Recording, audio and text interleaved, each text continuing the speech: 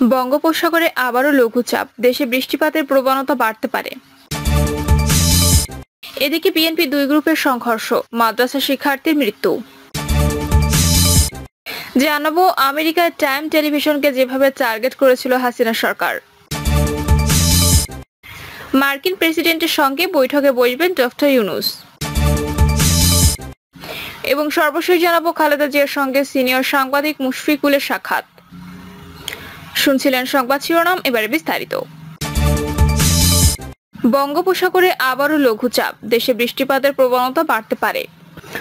বঙ্গোপসাগরে আবারও লঘুচাপ সৃষ্টি হতে পারে বলে জানিয়েছে আবহাওয়া অধিদপ্তর। পাশাপাশি বর্ধিত 5 দিনে দেশে বৃষ্টিপাতের প্রবণতা বাড়তে পারে বলেও জানিয়েছে সংস্থাটি। এতে বলা হয়, মৌসুমী বায়ুর অক্ষের বর্ধিতাংশ পাঞ্জাব, মধ্যপ্রদেশ, উত্তরপ্রদেশ, বিহার, গাঙ্গেয় পশ্চিমবঙ্গ, বাংলাদেশের মধ্যাঞ্চল হয়ে আসাম পর্যন্ত বিস্তৃত রয়েছে। এর একটির বর্ধিতাংশ উত্তর বঙ্গোপসাগর পর্যন্ত বিস্তৃত। মৌসুমী বায়ু বাংলাদেশের উপর মোটামুটি সক্রিয় এবং উত্তর বঙ্গোপসাগরে মাঝামাঝি অবস্থায় রয়েছে। উত্তর বঙ্গোপসাগর ও তার আশপাশের এলাকায় আগামী 23 সেপ্টেম্বরের মধ্যে একটি লঘুচাপ সৃষ্টি হতে পারে। এই অবস্থায় আগামী 24 ঘন্টায় রাজশাহী, ময়মনসিংহ, খুলনা, বরিশাল ও চট্টগ্রাম বিভাগের অনেক জায়গায় এবং রংপুর, ঢাকা ও সিলেট বিভাগের কিছু কিছু জায়গায় অস্থায়ীভাবে দমকা হাওয়া সহ হালকা থেকে মাঝারি ধরনের বৃষ্টি ও বজ্রসহ বৃষ্টি হতে পারে। একই সঙ্গে দেশের কোথাও কোথাও মাঝারি থেকে ভারী বর্ষণ হতে পারে। বিএনপির দুই গ্রুপের সংঘর্ষ, মাদ্রাসা শিক্ষার্থীর মৃত্যু। চাঁদপুরের হাজীগঞ্জে বিএনপি দুই গ্রুপের ধাওয়া পাল্টা ধাওয়া ও সংঘর্ষের ঘটনায় আহত মাদ্রাসা ছাত্র সাইমুম নিহত হয়েছে। বিএনপি এবং এর অঙ্গ ও সহযোগী সংগঠনের নেতাকর্মীরা হাজীগঞ্জ বাজার সংলগ্ন 6 নম্বর ওয়ার্ডের চৌড়াগড় সর্দার বাড়ির বিএনপি নেতাকর্মীদের সঙ্গে সংঘর্ষে লিপ্ত হন। এতে উভয় পক্ষের প্রায় অর্ধশতাধিক মানুষ আহত হন। রাত 10টার পর সেনাবাহিনী পরিস্থিতি নিয়ন্ত্রণে আনতে সক্ষম হয়। এক পর্যায়ে হাজীগঞ্জ বাজারে ছড়িয়ে পড়ে রণক্ষেত্রে পরিণত হয়, বন্ধ হয়ে যায় চাঁদপুর কুমিল্লা আঞ্চলিক মহাসড়কের যান চলাচল। ঠিক কী কারণে সংঘর্ষ হয়েছে তা নিশ্চিত হওয়া যায়নি। স্থানীয়রা জানান, বৃহস্পতিবার সন্ধ্যা চৌড়াগড় ও মহিমাবদ সর্দার বাড়ির বিএনপি নেতাকর্মীদের সঙ্গে প্রথম দফা সংঘর্ষের ঘটনা ঘটে। এতে বেশ কয়েকজন আহত হন। রাতে কয়েকটি মোটরসাইকেলে অগ্নিসংযোগ ও কয়েকটি গাড়ি ভাঙচুর করা হয়। বিষয়টি নিয়ে হাজীগঞ্জ থানার বৈঠক হলেও সমাধান হয়নি। সন্ধ্যা 7:30টার দিকে আবারও দুই গ্রুপ সংঘর্ষে জড়িয়ে পড়ে। আমেরিকার টাইম টেলিভিশনকে যেভাবে টার্গেট করেছিল হাসিনা সরকার। ক্ষমতার মসনদকে চিরস্থায়ী করতে দেশ ছাড়াও দেশের বাইরে বিভিন্ন সংবাদ মাধ্যমকে টার্গেট করেছিল হাসিনা সরকার। সমালোচনা বা বিরোধী মতের খবর প্রচার হলে এসব সংবাদ মাধ্যমের উপর নেমে আসতো হুমকি, ধামকি বা ভয়ভীতির খড়গ। এর সঙ্গে যুক্ত হতো ট্যাগ।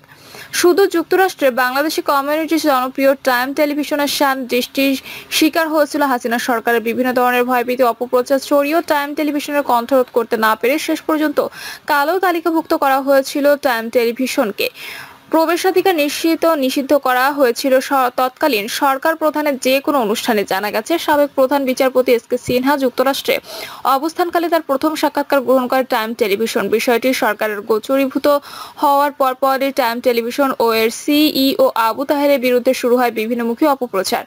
এই সাক্ষাৎকারটি যাতে কোনোভাবে প্রচার না হয় সেজন্য দেওয়া হয় বিভিন্ন ধরনের প্রলোভন, ভয়ভীতি প্রদর্শন। 2019 সালে জাতিসংঘ অধিবেশনের আগে তৎকালীন স্থায়ী প্রতিনিধি ও পরবর্তীতে পররাষ্ট্র সচিব মাসুদ বিন মোমেন টাইম টেলিভিশনের সিইও আবু তাহেরকে তার অফিসে আমন্ত্রণ জানান। আলোচনার এক পর্যায়ে প্রধানমন্ত্রী শেখ হাসিনা যে কোনো অনুষ্ঠানে টাইম টেলিভিশনকে নিষিদ্ধ করার সরকারি সিদ্ধান্ত অব্যাহতি করে। তাৎক্ষণিকভাবে এর কারণ জানতে চাওয়া হলে তিনি অপারগতা প্রকাশ করে বলেন, সরকার বিরোধী হিসেবে টাইম টেলিভিশনের ব্যাপারে একটি ধারণার জন্ম হয়েছে। এছাড়াও এর আগে স্থায়ী প্রতিনিধি সাবেক পররাষ্ট্রমন্ত্রী ডক্টর আব্দুল মোমেন প্রকাশ্যেই এই টেলিভিশনের সঙ্গে ডক্টর মোহাম্মদ ইউনূসের সম্পর্ক রয়েছে বলে প্রধানমন্ত্রী শেখ হাসিনাকে জানিয়েছেন।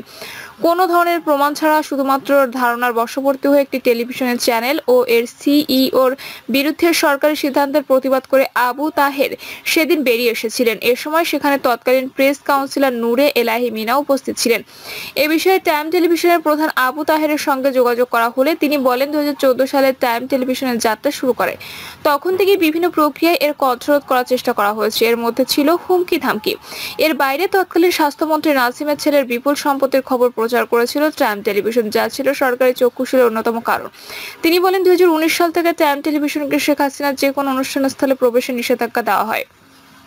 এরপর বিভিন্ন জন আমাকে দেশে যেতে বারণ করেন। মাঝখানে নিউ ইয়র্কের 6 জন স্টেট সিনেটর আমাকে তাদের সঙ্গে বাংলাদেশে নিয়ে যান, কিন্তু সেখানে ডিজিএফআই থেকে ফোন করা হয় আমার সঙ্গে কথা বলার জন্য। এসব নিয়ে নিরাপত্তাহীনতার কারণে আমি পরবর্তীতে আর বাংলাদেশ সফরে যাইনি। তিনি বলেন, সরকার পরিবর্তন হওয়ার পর আমাদের উপর দেওয়া সরকারি নিষেধাজ্ঞা এখনো বহাল আছে কিনা আমরা জানতে চেয়ে সদ্য বিদায়ী পররাষ্ট্র সচিব মাসুদ বিন মোমেনকে চিঠি দিয়েছি।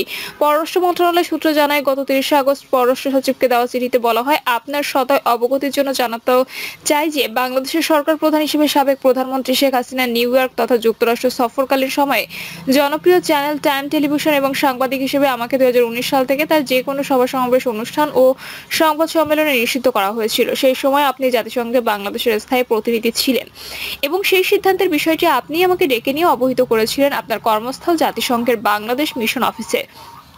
কেন এই নিষেধাজ্ঞা এ বিষয়ে জানতে চাইলে তখন আপনি বলেছিলেন, সরকার বিরোধী হিসেবে আমার বিরুদ্ধে একটি ধারণা সৃষ্টি হয়েছে। সে সময় সেখানে বাংলাদেশের মিশনের প্রেস কাউন্সিলর নূর এলাহি মিনা উপস্থিত ছিলেন।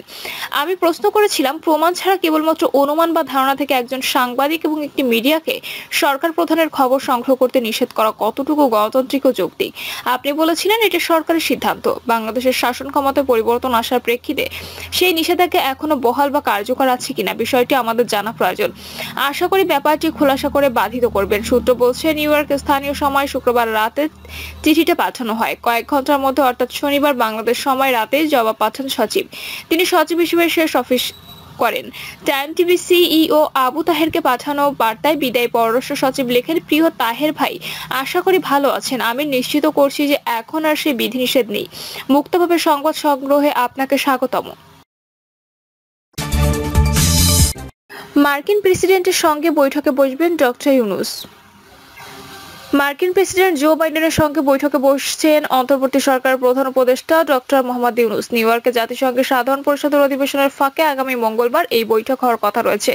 ঢাকায় একটি কূটনৈতিক সূত্রে তথ্য নিশ্চিত করেছেন। সূত্র জানায়, আগামী 24 সেপ্টেম্বর জাতিসংঘ সদর দপ্তরে মার্কিন প্রেসিডেন্টের সঙ্গে দ্বিপক্ষীয় বৈঠক করবেন অন্তর্বর্তী সরকারের প্রধান ডক্টর ইউনূস। ঢাকার এই কূটনীতিক বলেন, সাধারণ অধিবেশনের সময় সাধারণত মার্কিন প্রেসিডেন্ট 1 থেকে 1.5 দিনের জন্য নিউ ইয়র্কে যান। মার্কিন নীতি অনুযায়ী প্রেসিডেন্ট আয়োজক দেশ হিসেবে একটি সংবর্ধনা অনুষ্ঠানের আয়োজন করে থাকেন, যেখানে রাষ্ট্র বা সরকার প্রধানের আমন্ত্রণ থাকে। সেই সুযোগে বিশ্ব নেতারা মার্কিন প্রেসিডেন্টের সঙ্গে দেখা করার সুযোগ পান। এর বাইরে মার্কিন প্রেসিডেন্টের সাক্ষাৎ পাওয়া বিরল ঘটনা। যদি পাওয়া যায় সেটি এক্সক্লুসিভ। কূটনীতিক জানান, সবকিছু ঠিক থাকলে মার্কিন প্রেসিডেন্টের সঙ্গে প্রধান উপদেষ্টার বৈঠকের কথা রয়েছে। আগামী 24 সেপ্টেম্বর এই বৈঠক হওয়ার কথা। এটা এবারের অধিবেশনে বাংলাদেশের জন্য একটা বিরল ঘটনা হতে যাচ্ছে। জাতিসংঘের সাধারণ পরিষদের অধিবেশনে যোগ দিতে নিউ ইয়র্ক যাচ্ছেন ডক্টর ইউনূস। তিনি 27 সেপ্টেম্বর সাধারণ পরিষদে 79তম অধিবেশনে ভাষণ দেবেন। ওই দিন রাতে দেশের উদ্দেশ্যে রওনা করবেন ডক্টর ইউনূস। খালেদা জিয়ার সঙ্গে সিনিয়র সাংবাদিক মুশফিকুলের সাক্ষাৎ। বিএনপি চেয়ারপারসন খালেদা জিয়ার সঙ্গে সাক্ষাৎ করেছেন সিনিয়র সাংবাদিক মুশফিকুল ফজল আনসারী। খালেদা জিয়ার সঙ্গে সাক্ষাৎ শেষে মুশফিকুল আনসারী বলেন, উনি যে অসুস্থ আপনারা সবাই জানেন। আমি বাংলাদেশে এসেছি 2 দিন পরে চলে যাব, তাই উনাকে দেখতে এসেছি। খালেদা জিয়া প্রধানমন্ত্রী থাকাকালে তার সঙ্গে কাজ করার প্রসঙ্গ তুলে ধরে এই সাংবাদিক বলেন, আমি ওনার খুব স্নেহধন্য ছিলাম, তাই কোনো রাজনৈতিক দল কিংবা সংস্থার প্রতিনিধি হয়ে নয়, ব্যক্তিগতভাবে দেখা করতে এসেছি। খালেদা জিয়া অসুস্থ হলেও মানসিকভাবে তিনি খুব শক্ত আছেন বলে উল্লেখ করেন মুশফিকুল। প্রিয় দর্শক, এই ছিল এখনকার সর্বশেষ সংবাদ। আপডেট সব সংবাদ পেতে চ্যানেলটি সাবস্ক্রাইব করে বেল আইকনটি ক্লিক করে রাখুন।